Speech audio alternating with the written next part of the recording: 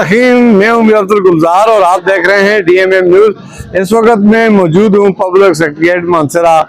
Khyber Pakhtunkhwa assembly के speaker हैं बाबर सलीम खान, ये उनकी रिहाइशगाह पर वहाँ पर मौजूद हैं। उनके परस्तार, उनके चाहने वाले, उनके वोटर सपोर्टर, अपने हल्का अहबाब के बहुत सारे लोग यहाँ पर ईद मिलने के लिए।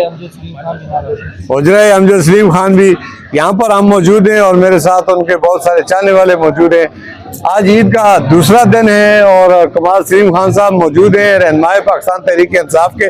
वो फर्दन एक एक आने वाले दोस्त अहबाब को मिल रहे हैं, उन्हें मिठाइयाँ पेश की जा रही हैं, उनकी खातर तवाज़ुर की जा रही है, उनके साथ इंतहाई एहसन अंदाज पेश आया जा रहा है।